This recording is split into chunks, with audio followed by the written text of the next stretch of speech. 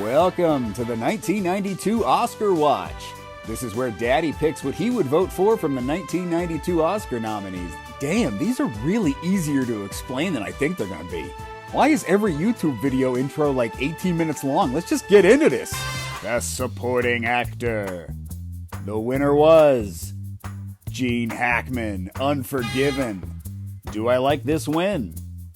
Sure. I always forget about this win, honestly, and when I'm running through my favorite Gene Hackman performances, Unforgiven doesn't leap in my mind. But that's no shade to Unforgiven. There's just so many damn fine Gene Hack hacks. I mean, pick your favorite Gene Hack hack. It's hard. There's a lot of good Gene Hack hacks. Cigars. Did he beat out anybody better? Let's see. David Paymer? What the hell were you in? Oh, that crappy Billy Crystal movie? Jaye Davidson in The Crying Game. Speaking of big swinging dicks, hold up, you telling me we got Jack Nicholson and Al Pacino in the same category? What the hell is David Paymer thinking about right now? He's probably like, yeah, I bet you the Academy's gonna vote for little Davy Pames. It's time to start singing Hooray for Paymerwood. You can't handle the truth. Nah, man, Jack should win this, right? I mean, A Few Good Men is just a movie where a bunch of actors show up and just try to out-ham each other. And then just when you think you can't have any more ham, here comes Jack, and he's just gonna slather on some mustard and mayonnaise. You want me on that wall. You need me on that wall. But this would be his third Oscar, so yeah, let's share the wealth. Give it to Gene Hackman. Wait a minute. How many Oscars does Al Pacino have? None? Oh! Oh my God! Oh my God, I'm so sorry. I'm sure you have others, though. You'd think it, but oddly enough, I don't. My vote, Al Pacino, Glenn Ross. This kills two Oscar rungs. It gives Pacino an overdue Oscar for a stellar performance, by the way. I'm going to Lemkin. I don't care whose nephew you are, who you know, whose dick you're sucking on, you're going out. I swear to you, you're going... Plus, we get to give an Oscar to Glenn Ross. This can be like a win for the whole cast. Damn. That was easier than I thought. We gonna blaze through this vidya. Best Actor. The winner was... Al Pacino in Scent of a Woman. Damn it, Oscar! Alright, so Al Pacino wins an Oscar, but he wins an Oscar for this thing. This movie sucks. I mean, this movie, like, really sucks. I'll say this, Pacino is fine in it. He goes full on ham in every single scene, so that's kind of fun. I'm in the dark here. But this movie sucks. Do you understand? Here's the plot of Son of a Woman. Chris O'Donnell plays a kid. He witnesses a stupid prank pulled by prep school bullies led by Philip Seymour Hoffman. And now he might get expelled. Now, completely unrelated to that, he also takes a blind guy on a whirlwind suicide weekend. And then there's like 2.5 hours of hoo-ha. And then Al Pacino, a dude who has nothing to do with the school Chris O'Donnell goes to, gives a speech at the school. And then everybody's like, well, I guess that's over with. Case dismissed. Wait, case? Is this a trial? What the hell's going on? I think right away we all agreed that this was a career Oscar. You broke my streak. Like, nobody at the time or now is like, well, his performance in Scent of a Woman is clearly better than The Godfather, Dog Day Afternoon, and Serpico. No, this is an apology Oscar, and there's nothing wrong with an apology Oscar. Sometimes you have to right what other generations have done wrong.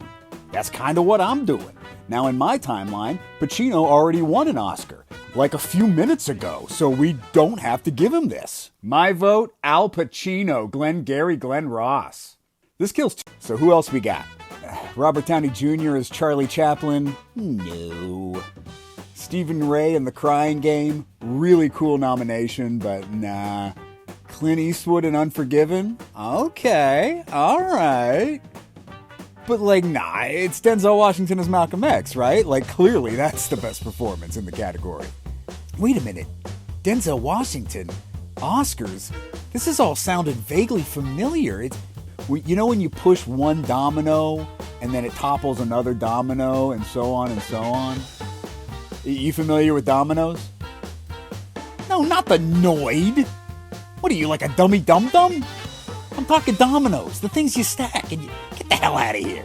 In my last Oscar Watch video for 2001, I said in a perfect timeline, Russell Crowe would not win for Gladiator, but he'd win for A Beautiful Mind. And then I pondered, if that situation happened, what would Denzel win his second Oscar for?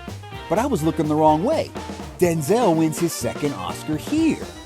First off, how cool would it be if the second Black Best Actor Oscar winner was Denzel Washington as Malcolm X?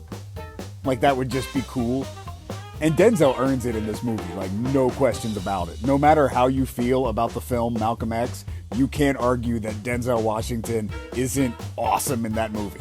My vote, Denzel Washington, Malcolm X. And now we enter 2001 completely differently, because Russell Crowe has 1 and Denzel Washington has 2. Who wins in that scenario? I don't know. How about Gene Hackman in the Royal Tenenbaums? I know he wasn't nominated, but we snubbed him for Unforgiven, remember? My vote, Al Pacino, Glenn Ross. Now, the only part of this timeline I'm not so jazzed about is that we lose out on that memorable image of Halle Berry and Denzel Washington getting their Oscars the same night as Sidney Poitier received a Lifetime Achievement Award. I don't like the idea of Gene Hackman's head in the middle of that, but I still like my timeline better. Oh, no, we can still have that picture. It's just Denzel Washington just showed up with his Malcolm X Oscar in solidarity, and then Gene Hackman could just be off to the side like, I approve of this. Now, does Julia Roberts love her life as much when she opens that envelope and sees Gene Hackman's name in there? That I don't know. We'll have to ask Julia Roberts. Julia, can we get Julia on the phone? Hi! Julia, I got a question for you. In 2001, what? Julia, remember in 2001 when you presented the Best Actor to Denzel Washington? You mean in 2002? No, I mean, yeah, yes, I know you did it in 2002. That was the calendar year you did it, but it was for his performance in the year 2001. Okay, I just don't want to confuse anybody. Julia Roberts, will you shut the hell up for 1 second and answer me a question? Okay. When you opened up that envelope, if you would have seen Gene Hackman's name in there, I know he wasn't nominated, but in a hypothetical situation, if you would have seen Gene Hackman's name in there for the Royal Tenenbaums, how would you feel about your life? I'd love it. Good, that's all I wanted to know. So let's move on to the ladies. Or as Jerry Lewis would say, hey ladies, you're not funny and you shouldn't be in comedy. That's a direct quote from Jerry Lewis. Best Supporting Actress. The winner was... goes to Marissa. Do I like this win? Yes. Are you sure? I'm positive. Daddy has liked this win since he was 10 years old. In fact, let me flash you back to a young daddy. Sitting in a chair, watching the Oscars. Billy Crystal's doing a musical medley. I'm asking my mom to explain all the dick jokes I'm hearing about the crying game. And Jack Palance is coming out to the stage. I know him. That's Curly from City Slickers. Legend has it he's got some gold buried. It's the first award of the night. I don't know what the hell this is. Old British lady. Hey, wait, she hosted SNL last week. She gets my vote. Lisa Vito? I saw that movie in the theaters. She's my vote. She's gonna win. She'll never win. They don't give Oscars to comedies. Shut up, Mom. What do you know? Think you're so smart just because I'm only 10 years old over here? And the Oscar goes to Marissa. In your face, Mom. You suck. One day, I'm gonna make a YouTube video that shows everyone just how dumb you are. Dang. I really come off looking like a jerk in that flashback. Point is, I've now seen My Cousin Vinny, Husbands and Wives, Enchanted April, Damage, and at least 30 minutes of Howard's End, and I can safely say that Marissa Tomei is far and away my favorite. My vote, Marissa Tomei, my cousin Vinny. Miranda Richardson's my second choice. She's got one killer scene in Damage, which is the Oscar clip, but she was also good in The Crying Game this year. I wouldn't mind if she got nominated for that. And let's not forget that just a week prior to the Oscars, she hosted SNL. By the way, that should have garnered a few votes at least. Don't ruin the secret. I love a good secret. Best Actress. The winner was Emma Thompson for Housing. Do I like this win? Absolutely. Emma Thompson's transcendent portrayal of E.M. Forster's classic heroine is a remarkably lucid embodiment of humanism, rendering Margaret Schlegel not merely as a figure of empathy, but as a conduit for the text's broader meditation on the incommensurability of lived experience across rigid social strata. I'm just f***ing with you. I popped Howard's End into the VCR. It just displayed not interested.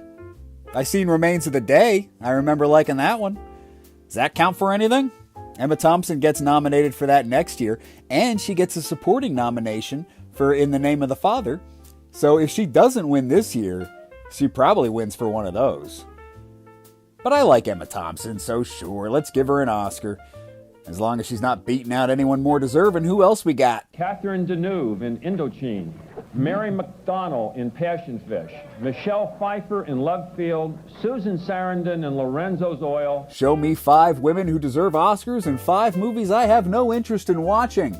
I saw Indochine in French class. I have no memory of it. Love Field I remember being pretty bad. We could use this as an excuse to give it to Susan Sarandon. She's going to win in 95, but we could give that Oscar to Elizabeth Shue. But Lorenzo's Oil is just such a weird movie. I don't like watching it. So this category's kind of a wash. Let's just give it to Emma Thompson. Wait a minute. Y'all seen Passion Fish? Mary McDonnell plays an alcoholic soap opera star who becomes paraplegic after a car accident. That sounds like pure Oscar bait to me, but this is a John Sayles movie. He makes good stuff. This is actually a really good movie. And what I love about this character is that she's not heroic or brave in any way. She's actually quite unpleasant. Her attitude towards life is like, screw you, this sucks. And everyone hates her, and all her caretakers keep quitting.